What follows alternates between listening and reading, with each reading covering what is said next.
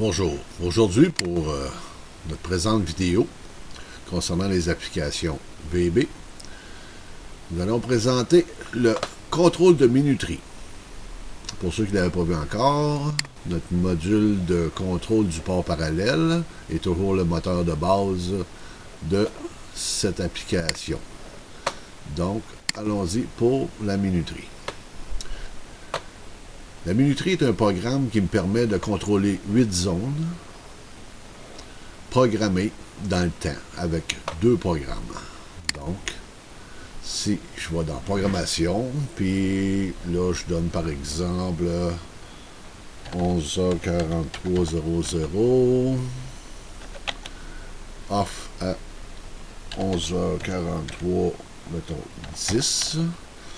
Ensuite, 11h43, mettons 20. Et pour terminer, 11h43, 30 secondes.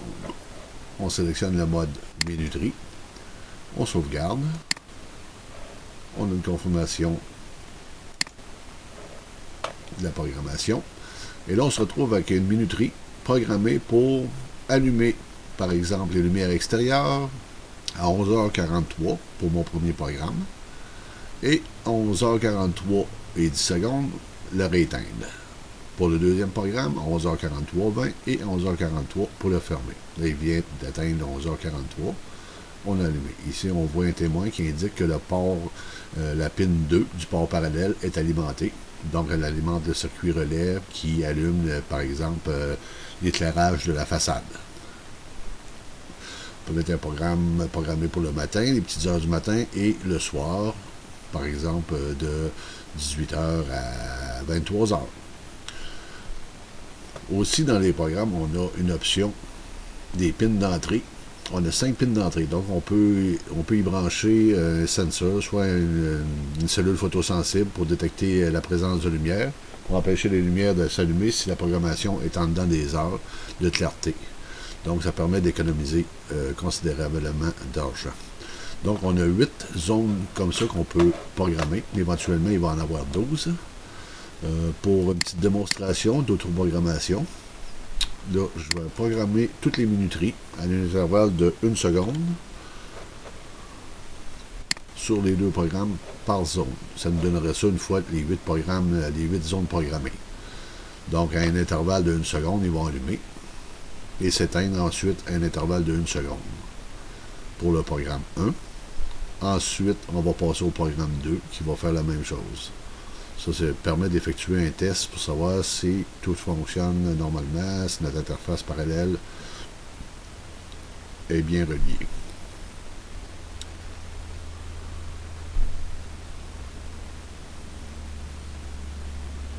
Et voilà, on termine avec le dernier programme. On met tout ça à 0.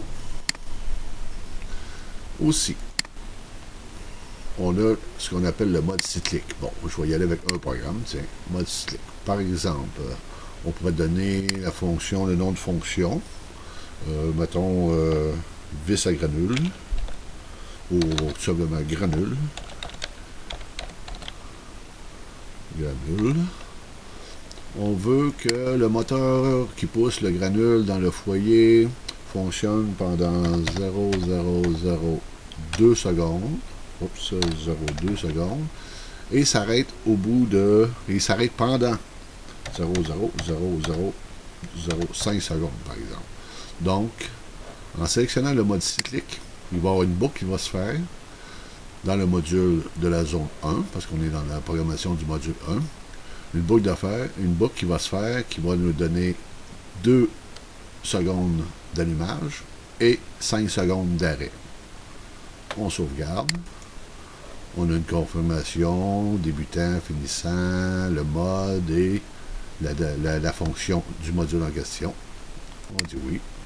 Donc, si on voit qu'il y a un programme d'activer, par le mot programmé et aussi par le témoin.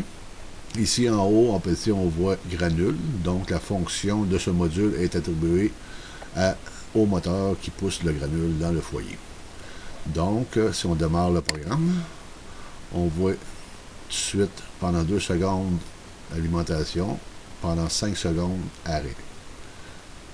et ça rallume encore pendant 2 secondes, et ça arrête après 5 secondes. Il y a un décompte qui se fait selon le temps qui a été programmé dans la zone en question. On arrête ça. On peut aussi manuellement contrôler chaque module individuellement, les allumer. Donc on alimente chaque sortie des pins 2 à 9 du port parallèle en les allumant ou en les éteignant. Donc voilà, c'était la présentation de mon module de minuterie. Très pratique pour la domotique, pour aussi par contre ceux qui font du jardinage, pour le temps d'éclairage, le temps d'arrosage. On peut brancher jusqu'à 5 commutateurs d'entrée sur un port parallèle. Donc on peut avoir des lectures de données, soit pour la température, soit pour l'humidité, la clarté, comme on veut. Dans le fond, c'est après ça, on l'utilise comme on veut. On peut utiliser juste un module, on peut utiliser les 8 en parallèle.